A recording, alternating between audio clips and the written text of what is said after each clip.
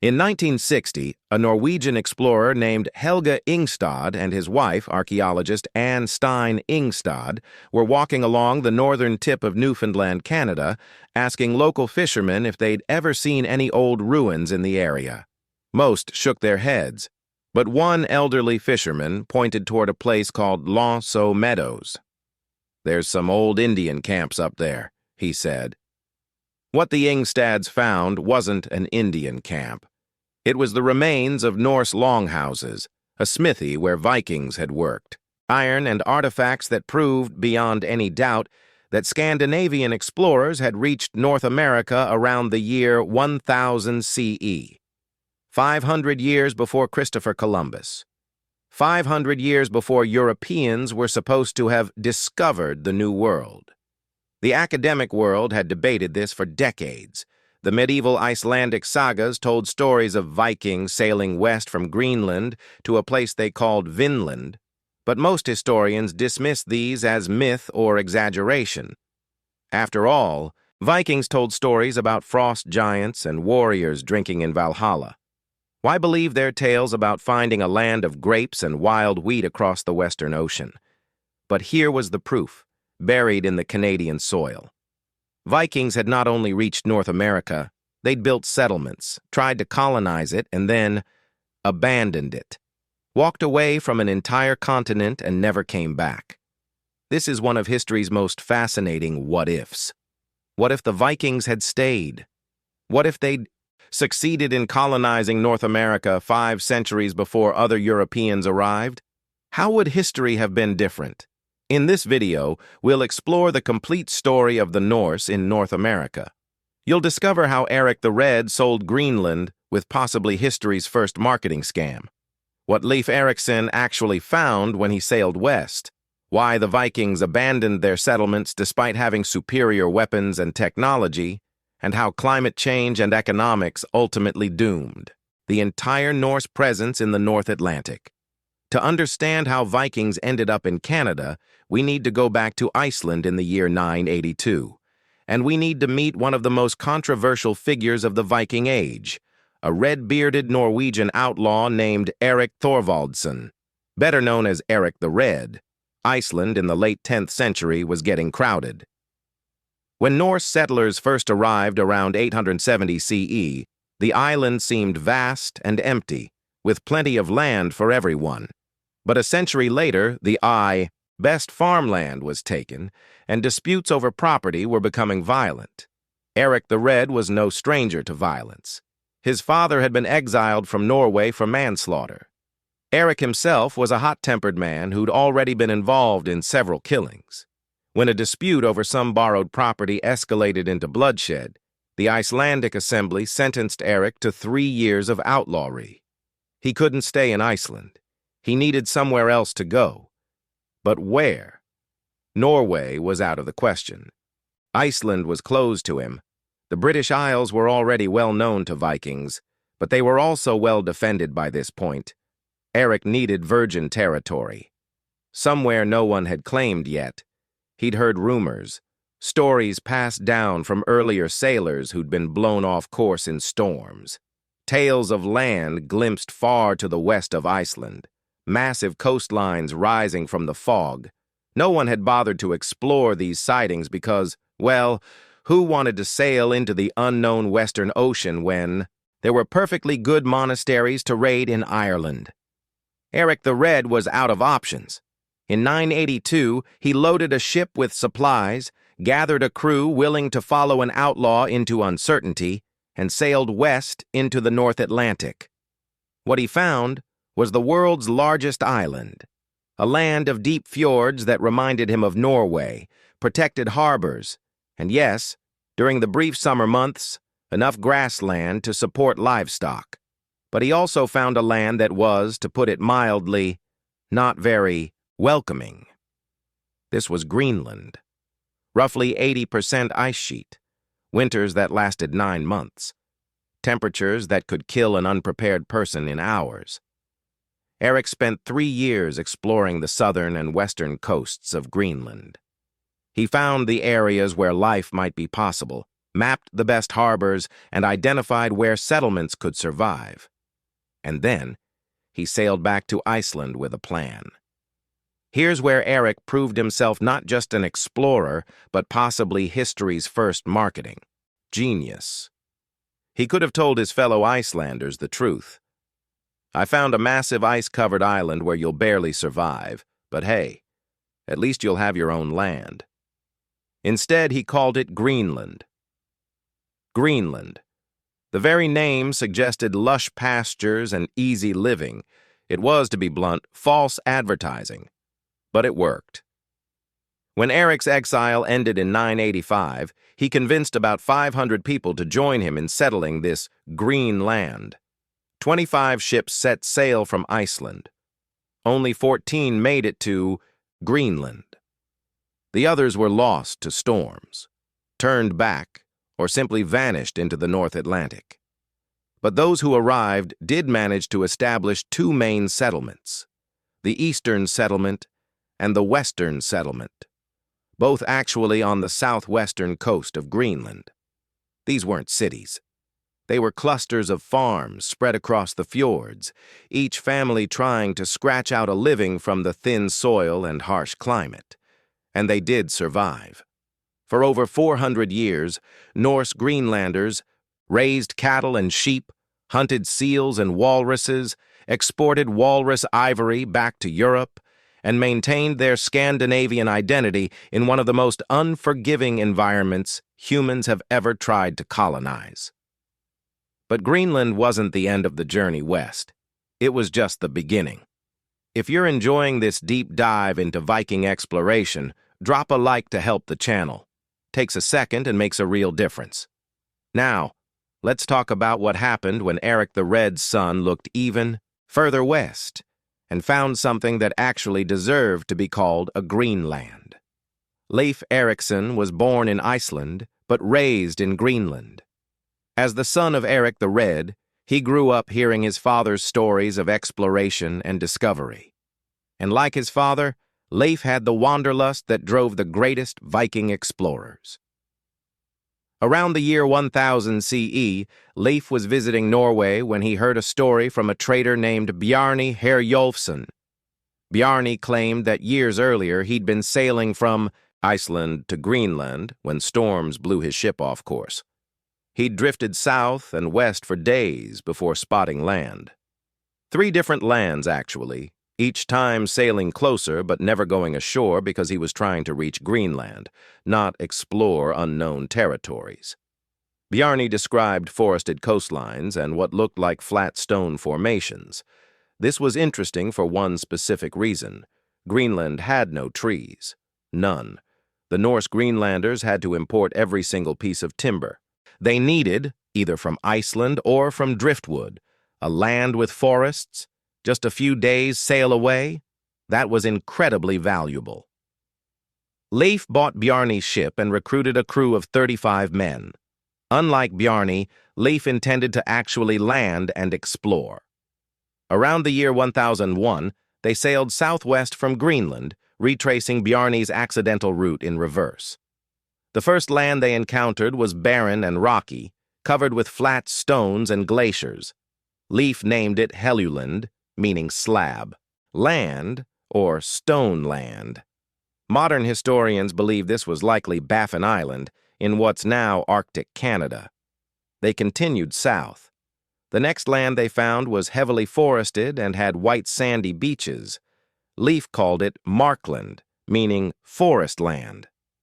This was probably Labrador, and the forests would have looked incredibly valuable to men who'd spent their lives on treeless Greenland. But they kept going. And then they found it. A place so different from Greenland that it must have seemed like a different world entirely. Mild climate, lush grass, rivers full of salmon, forests of timber, and wild grapes growing. Or at least, that's what the sagas say. The saga accounts claim Leif found grapes and called the land Vinland, meaning wineland or vineland. Here's where it gets complicated. Grapes don't grow that far north. Not in Newfoundland, where we know Vikings actually settled. Some historians think the saga's exaggerated, others think vine might have referred to wild berries or meant meadow instead of wine. Still others argue that Leif might have explored further south, beyond the settlement we've found, to areas where grapes actually do grow. What we know for certain is this. The Vikings built at least one settlement in North America. The ruins at Meadows in Newfoundland prove it. 8 buildings, including longhouses that could shelter between 70 and 90 people. A smithy where they worked iron, something no indigenous peoples of the Americas did at that time. Workshops for woodworking and ship repair. This wasn't a temporary camp, this was infrastructure. The Norse built Meadows intending to stay. The artifacts found there tell us more. Iron nails, proving they were building or repairing ships. A spindle whorl, used for spinning wool into thread, suggesting women were present. A bronze pin of a type worn by Norse people. Even the remains of butternuts, a species that doesn't grow in Newfoundland but does grow further south, suggesting they were exploring beyond their main base. Radiocarbon dating puts the settlement at right around 1000 CE, exactly when the sagas say Leif Eriksson made his voyage. The saga accounts and the archaeological evidence align. Vikings were in North America. They built structures. They explored the coasts. They stayed long enough to set up workshops and housing. So why is this place called Meadows, a tiny archaeological site, and not the beginning of a Norse North American civilization? Why did the Vikings abandon an entire continent? The answer lies in something the sagas are surprisingly honest about. Something that reveals why technology and weapons don't automatically translate to successful colonization. The Vikings weren't alone in North America, and the people who were already there didn't appreciate uninvited guests. The Norse called them skrælings. We don't know what the word originally meant. Some scholars think it meant wretches or screechers.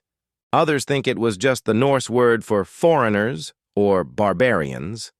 Either way, it's what the Vikings called the indigenous peoples they encountered in North America, and according to the sagas, the relationship started badly and got worse.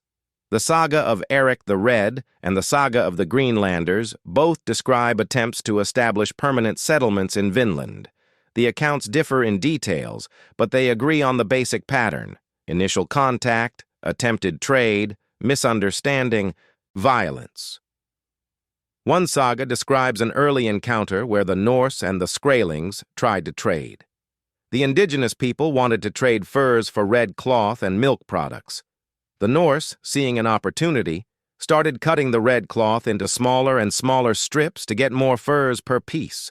This went fine until a bull the Norse had brought with them broke loose and came charging out of the woods, bellowing. The indigenous people had never seen cattle before. They panicked and fled. They returned, they came armed and ready for battle. The sagas described the Norse as having superior weapons: iron swords, axes, and spears against stone and bone tools, armor and shields. By all logic, they should have dominated any conflict.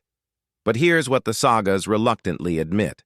The Norse were vastly outnumbered, far from any reinforcements, and in completely unfamiliar territory.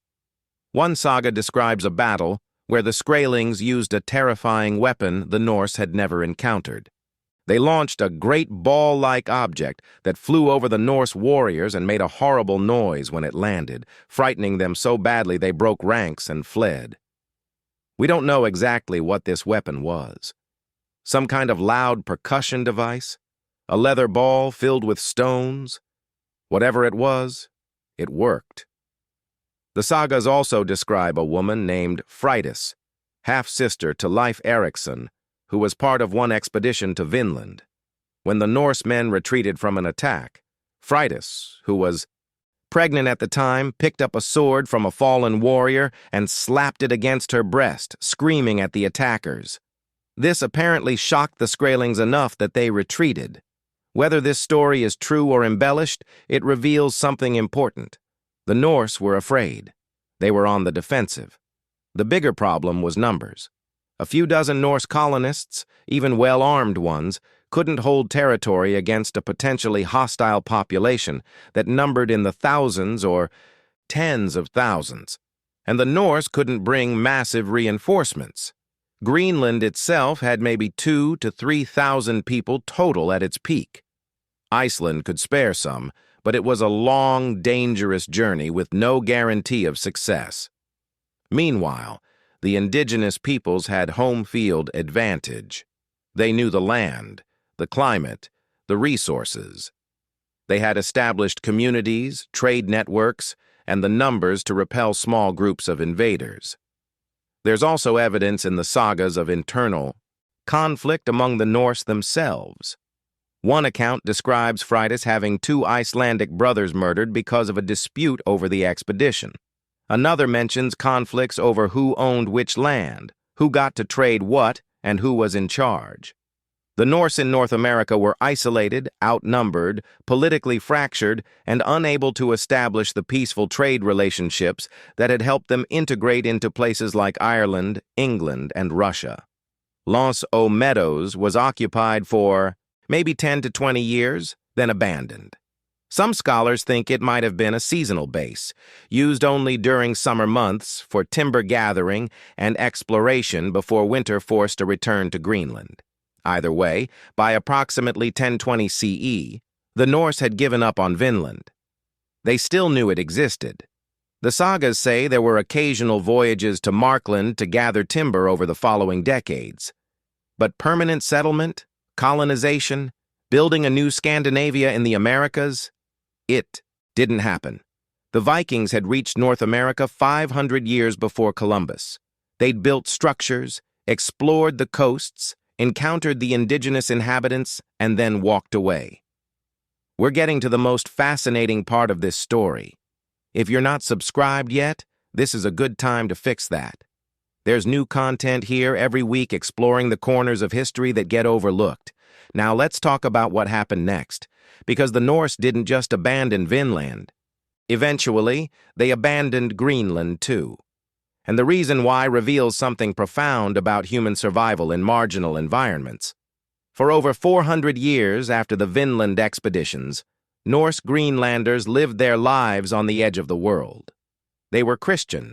They sent taxes to the Norwegian crown, they had bishops and churches, and they considered themselves part of European civilization even though the nearest European country was over 1,000 miles of dangerous ocean away.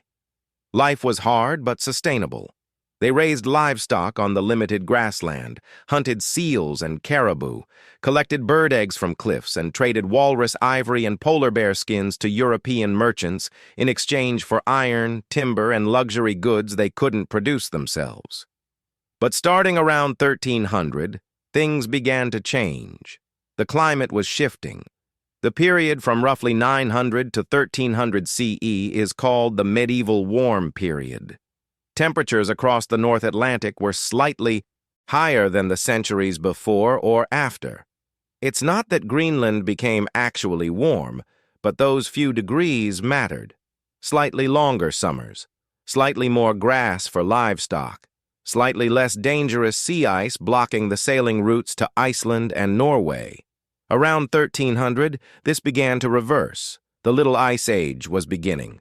Again, we're talking about relatively small temperature changes, but in the Arctic, small changes have big consequences. Summers got shorter, growing seasons shrank. Sea ice started appearing in areas that had been navigable. The sailing routes between Greenland and Europe became more dangerous and less reliable. The Norse Greenlanders tried to adapt. Archaeological evidence shows they started eating more seal meat and less beef, suggesting their cattle herds were declining. They hunted more seabirds.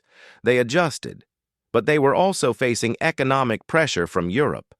The market for walrus ivory, their primary export, was collapsing because African elephant ivory was becoming more available through Mediterranean trade routes. What had been a valuable commodity became nearly worthless, and if they couldn't trade ivory for the iron and timber they desperately needed, how could they maintain their way of life? The western settlement was abandoned first, probably around 1350. We don't know exactly why. Some theories suggest the residents moved to the eastern settlement.